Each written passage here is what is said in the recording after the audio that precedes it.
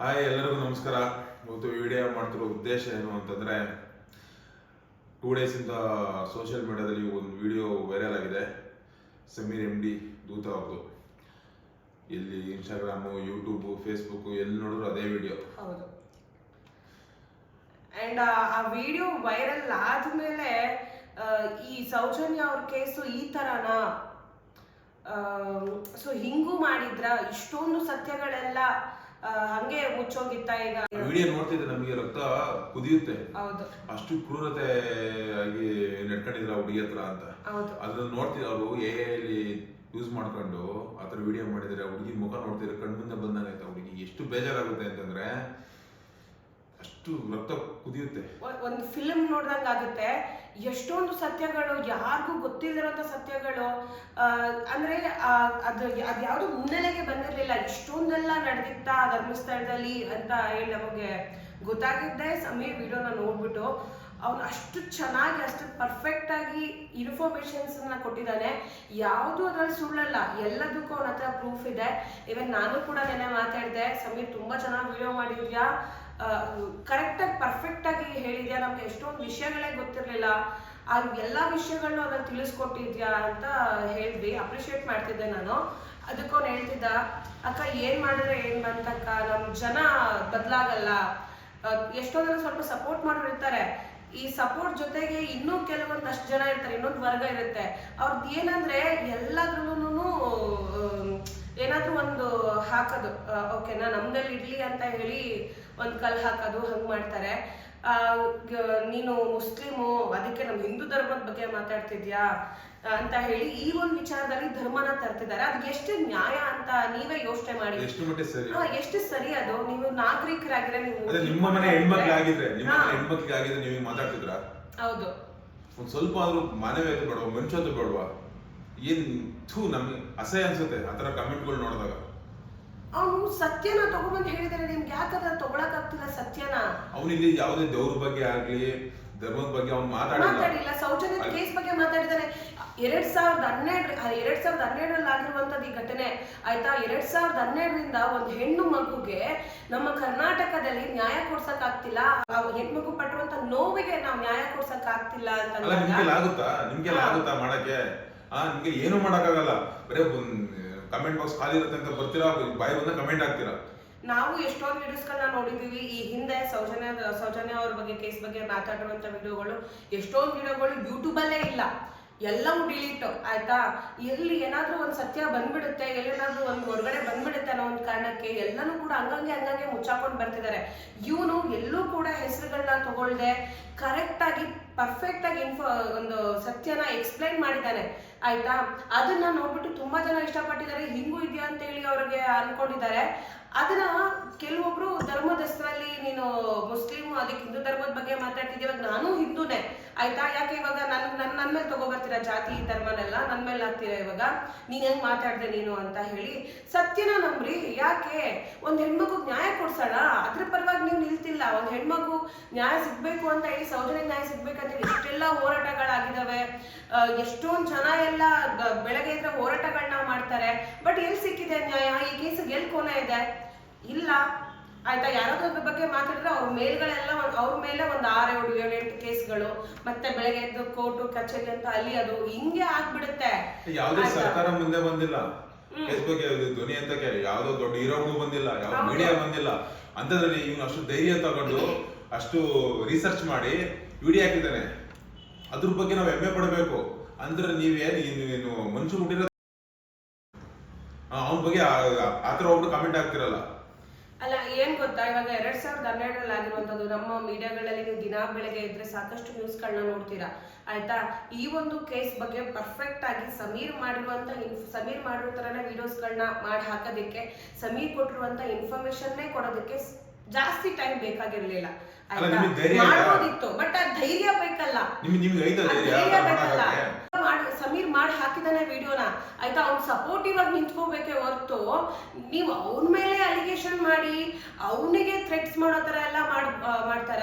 ಅವನ number leak ಮಾಡೋದು, ಅವನ ಅಡ್ರೆಸ್ ಲೀಕ್ ಮಾಡೋದು, ತಂದೆ ತಾಯಿ ಹೆಸರು ಲೀಕ್ ಮಾಡೋದು, ಎಲ್ಲಾನು ಹಿಂಗೆ ಮುಚ್ಚಾಕ್ತಿದ್ರೆ ನಮ್ಮ ಹೆಣ್ಮಕ್ಳಿಗೆ ಎಲ್ಲಿ ಸೇಫ್ ಇರುತ್ತೆ? ಇವಾಗ ನಾವೇ ಹೊರಗಡೆ ಹೋಗ್ಬೇಕಂದ್ರೆ ಎಷ್ಟು ಹೆದರ್ಕೋತೀವಿ. ನೀವು ಈ ತರದೆಲ್ಲ ನಡೀತಿದ್ದಾಗ ನೀವು ಮನ್ಸ್ ಮಾಡ್ತೀರಾ, ಹೊರಗಡೆ ಕಳಿಸ್ತೀರಾ ನಿಮ್ಮ ಮನೆ ಹೆಣ್ಮಗ್ಳನ್ನ ಈ ತರ ಒಂದು ಸಮಾಜದಲ್ಲಿ? ಒಂದು ಸಲ ಹೋಗ್ಬಿಟ್ಟು ಆ ವಿಡಿಯೋ ನೋಡಿ ಎಷ್ಟು ಕ್ರೂರವಾಗಿ ನಡ್ಕೊಂಡಿದ್ರೆ ಹುಡುಗಿ ಹತ್ರ ಅಂತ, ಎಷ್ಟು ಕ್ರೂರವಾಗಿ ಆ ಯೋನಿ ಒಳಗೆ 6 ಇಂಚ್ ಮಣ್ಣು ಹಾಕಿರೋದು ನೆನೆಸ್ಕೊಂಡ್ರೆ ಯಪ್ಪ ಹಿಂಗ ಅಂತ ಹೇಳಿ ಅನ್ಸುತ್ತೆ. ಅದ್ರ ಜೊತೆಗೆ ಇನ್ನೊಂದಷ್ಟು ಕೇಸ್ಗಳ ಬಗ್ಗೆನೂ ಎಕ್ಸ್ಪ್ಲೈನ್ ಮಾಡಿದ್ದಾನೆ. ಕೇಸಲ್ಲಿ ಒಬ್ಬರನ್ನ ಸಿಗಾಕ್ಸಿದ್ರು 10 ವರ್ಷ, ಪಾಪ 10 ವರ್ಷ ಲೈಫೇ ಹೋಯ್ತಲ್ಲ. ಹುಡುಗ ನರಕ ಅನ್ಬಿಸಿದ್ದಾನೆ.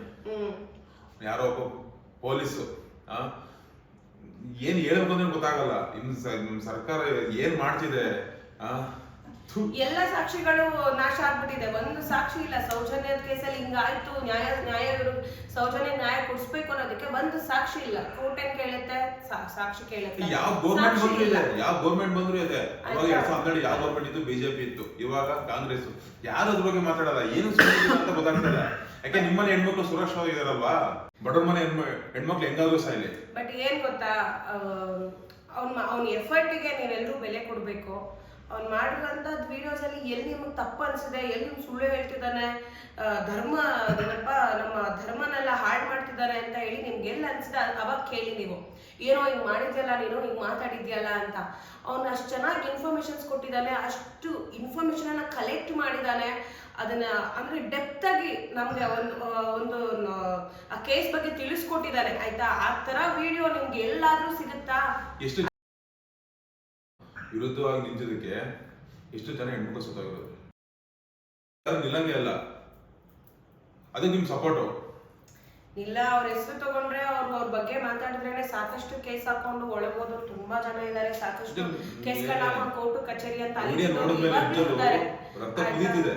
ಆ ವಿಡಿಯೋ ನೋಡಿ ಏನ್ ಮಾತೇ ಬರ್ತಿಲ್ಲ, ತೊಂದು ಬರ್ತಿದೆ ಮಾತು. ಬಟ್ ನಾನು ಆ ವಿಡಿಯೋ ನೋಡ್ಬಿಟ್ಟು ಸಮೀರ್ಗೆ ತುಂಬಾ ಚೆನ್ನಾಗಿ ವಿಡಿಯೋ ಮಾಡಿದ್ದೆ ಕಣೋ, ಒಂದು ಫಿಲ್ಮ್ ನೋಡ್ದಂಗ ಆಗುತ್ತೆ. ಅಷ್ಟೊಂದು ಇನ್ಫಾರ್ಮೇಶನ್ ಹೆಂಗ್ ತೆಗ್ದೆ ನೀನು, ಎಷ್ಟು ದಿನ ತಗೊಂಡೆ ಇದನ್ನೆಲ್ಲ ಮಾಡೋದಕ್ಕೆ, ಇನ್ಫಾರ್ಮೇಶನ್ಸ್ ಎಲ್ಲ ಬರೆಯೋದಕ್ಕೆ ಎಷ್ಟು ದಿನ ತಗೊಂಡೆ ಅಂತ ಹೇಳಿದಾಗ ಅವ್ನು ಹೇಳಿದ್ದು 1 ಮಂತ್ ಇದ್ರ ಮೇಲೆ ವರ್ಕ್ ಮಾಡಿದ್ದಾನೆ. ಆಯ್ತಾ? ಬೆಳಗ್ಗೆ ಸಂಜೆ ಅಂದ್ರೆ 30 ದಿನಗಳು ಇದ್ರ ಬಗ್ಗೆನೆ ರಿಸರ್ಚ್ ಮಾಡಿ ಇನ್ಫಾರ್ಮೇಶನ್ ಅನ್ನ ತೆಗೆದು ಅವನು ವಿಡಿಯೋ ಮಾಡಿರುವಂತದ್ದು. ಅವ್ನ ಎಫರ್ಟ್ ನಾವು ಮೆಚ್ಚಬೇಕು, ಅವ್ನ ಜೊತೆಗೆ ಎಲ್ಲರೂ ನಿಲ್ಬೇಕು. ನಾನಂತೂ ಅವ್ನ ಸಪೋರ್ಟಿವ್ ಆಗಿ ಯಾವಾಗ್ಲೂ ಇರ್ತೀನಿ. ಆಯ್ತಾ?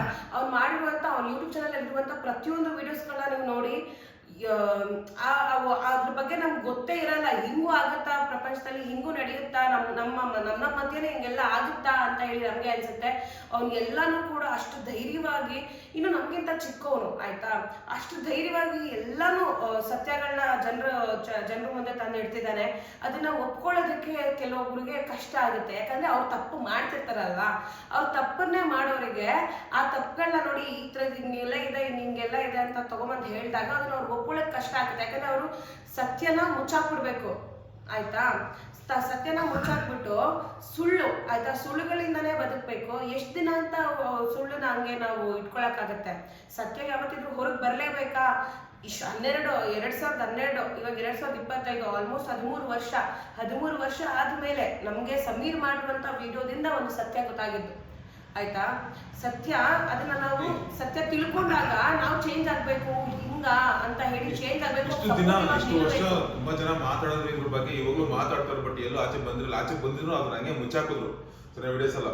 ಬಟ್ ಇವಾಗೂ ನಾವು ಸುಮ್ಮನೆ ಕೂತ್ಕೊಂಡ್ರೆ ಮುಂಚೊತ್ತಿಗೆ ಬೆಲೆನೇ ಇರಲ್ಲ. ಸಮೀರ್ ಬ್ರೋ, ನಿಮಗೆ ಒಂದು ಮಾತಾಡ್ತೀನಿ, ನಿಮ್ ಜೊತೆ ನಾವ್ ಇದೀವಿ. ತುಂಬಾ ಜನ ಯೂಟ್ಯೂಬರ್ಸ್ ಕೂಡ ನಿಂತಿದ್ದಾರೆ. ನಾವು ನಿಮ್ ಹಿಂದೆ ಇದೀವಿ, ನಿಮ್ಗೆ ಏನಾಗಕ್ಕೂ ಬಿಡಲ್ಲ. ಎನಿ ಟೈಮ್ 24 hours ನಾವು ನಿಮ್ ಜೊತೆ ಇರ್ತೀವಿ. ನೀವು ಯಾವ್ದ್ರ ಬಗ್ಗೆನೂ ತಲೆ ಕೆಡಿಸ್ಕೊಂಬೇಡಿ. 2012 ಆಗಿರುವಂತ ಘಟನೆನ ಇನ್ನೂ ಯಾರು ಕೂಡ ಮರೆಯಕ್ಕಾಗಿಲ್ಲ. ಅದು ಮುನ್ನೆಲೆಗೆ ಬರ್ತಾನೆ ಇದೆ, ಹಂಗೆ ಮುಚ್ಚೋಗ್ತಾ ಇದೆ. ಹಂಗೆ ಮುಚ್ಚೋಗ್ತಿದೆ. ಅವ್ರ ತಂದೆ ತಾಯಿಯವ್ರಿಗೆ ಈಗ ಒಂದ್ ಸ್ವಲ್ಪ ಸಮಾಧಾನ ಆಗಿರ್ಬೋದು ಅನ್ಕೋತೀನಿ. ಯಾಕಂದ್ರೆ ಮಗಳು ವಿಚಾರವಾಗಿ ಓಡಾಡಿ ಅವರು ಕೂಡ ನೊಂದೋಗಿದ್ದಾರೆ. ಅವರು ತಂದೆ ತಾಯಿಗಳು ಕೂಡ ಇದುವರೆಗೂ ಸೌಜನ್ಯದ ವಿಷಯನ ಮರೆಯಕ್ಕಾಗಿಲ್ಲ. ಅವರಿಗೆ ಯಾರಿಗೂ ಮರೆಯಕ್ಕಾಗಲ್ಲ. ಯಾಕಂದ್ರೆ ಮಗಳ ಜೊತೆ ಆತರ ಒಂದು ಅನ್ಯಾಯ ಆಗಿರುವಂತದ್ದು. ಇದನ್ನೆಲ್ಲ ನೋಡಿದ್ರೆ ದೇವ್ರು ಇದಾನೋ ಇಲ್ಲೋ ಅನ್ಸ್ಬಿಡುತ್ತೆ. ಇದೆಲ್ಲ ನೋಡಿದ್ರೆ. ಅಲ್ಲ, ಎಂತೆಂಥವ್ರಿಗೂ ಶಿಕ್ಷೆ ಕೊಡ್ತೀಯ ಅಲ್ಲ. ಬಟ್ ನಿನ್ನ ಜೊತೆಲಿರೋರೆ ಈ ತರ ಮಾಡಿದಾಗ ನೀನು ಅಂಥವ್ರು ಯಾಕೆ ಶಿಕ್ಷೆ ಕೊಡಲ್ಲ? ಚೆನ್ನಾಗಿ ಇಟ್ಟಿರ್ತೀಯ. ಅಲ್ಲಿ ನಿನ್ನ ಸಂದ್ರವರೆಗೆ ನ್ಯಾಯ ಸಿಗ್ತಿಲ್ಲ ಅಂದ್ಮೇಲೆ ಬೇರೆ ಜನಗಳು ಹೆಂಗ್ ನಂಬ್ತಾರೆ? ಇದೆಲ್ಲ ನೋಡ್ಕೊಂಡೆ ನಿನ್ನ ರೂಪದಲ್ಲೇ ಸಮೀರ್ MDನ ಕಳ್ಸಿದ್ಯಾ ಅಂತ ಅನ್ಕೊಂತೀನಿ ದೇವ್ರೆ. ನಾನು ನಂಬ್ತೀನಿ ಮಂಜುನಾಥ ಸ್ವಾಮಿ, ನಾನು ಪ್ರತಿಯೊಂದವರು ನಂಬ್ತೀನಿ. ಬಟ್ ಈ ಸ್ವಾಮಿಗಳು ಅವ್ರು ಇವರು ಮಾತ್ರ ನನ್ನ ಜೀವನದಲ್ಲೂ ನಾನು ನಂಬಲ್ಲ. ಸಮೀರ್ ಬ್ರೋ, ನಿಮ್ ಜೊತೆ ನಾವು ಇರ್ತೀವಿ, ಪ್ರತಿ ಕ್ಷಣ ನಿಮ್ ಜೊತೆ ಇರ್ತೀವಿ. ನೀವು ಯಾವ್ದಕ್ಕೂ ತಲೆ ಕೆಡಿಸ್ಕೊಂಬಿಡಿ, ಧೈರ್ಯವಾಗಿದೆ. ಇದ್ರ ಬಗ್ಗೆ ಹೋರಾಡೋಣ. ಇದನ್ನ ಇಲ್ಲಿಗೆ ಒಂದೊಂದು ವಿಡಿಯೋ ಮಾಡಿ ಸಾಕಪ್ಪ, ಒಂದು ವಿಡಿಯೋ ಮಾಡ್ಬಿಟ್ಟು ನಮ್ದು ಓಡ್ತು ವಿಡಿಯೋ ರೀಚ್, ಅದೆಲ್ಲ ಇಲ್ಲ. ನಿಮ್ ಜೊತೆ ನಾವು ಇರ್ತೀವಿ. ಇದು ನ್ಯಾಯ ಸಿಗೋರು ಹೋರಾಡ್ತಾನೆ ಇರೋಣ. ಹೌದು, ಎಲ್ಲರೂ ಕೂಡ ಸಮೀರ್ ಜೊತೆಗಿರೋಣ. ಒಂದು ಒಳ್ಳೆ ಕಂಟೆಂಟ್ ಕ್ರಿಯೇಟರ್ನ, ಒಂದು ಒಳ್ಳೆ ಯೂಟ್ಯೂಬರ್ನ ಉಳಿಸ್ಕೊಳ್ಳುವಂತ ಜವಾಬ್ದಾರಿ ನಮ್ಮ ಮೇಲಿದೆ, ಆಯ್ತಾ? ಆ ಜವಾಬ್ದಾರಿ ನಮ್ದು. ಸಮೀರು ನನ್ನ ತಮ್ಮ, ಹಂಗೆ ನಿಮ್ಗೂ ತಮ್ಮನೇ. ಅವನ್ನ ಉಳಿಸ್ಕೊಳ್ಳೋ ಜವಾಬ್ದಾರಿ ಎಲ್ರಿಗೂ ಇದೆ. ಇನ್ನೊಂದು ಆದ್ರೆ ಸಪೋರ್ಟ್ ಮಾಡಿ, ಇಲ್ಲ ಮುಚ್ಕೊಂಡು ಇದ್ಬಿಡಿ. ಈ ಬ್ಯಾಡ್ ಕಮೆಂಟ್ ಹಾಕೋದು ಅವನ್ನೆಲ್ಲ ಮಾಡಕ್ ಹೋಗ್ಬೇಡಿ. ಏನ್ ನೀವು ಮನುಷ್ಯ ಅನ್ಸುತ್ತೆ ಆ ಕಮೆಂಟ್ ಮಾಡಿ ನೋಡೋದು.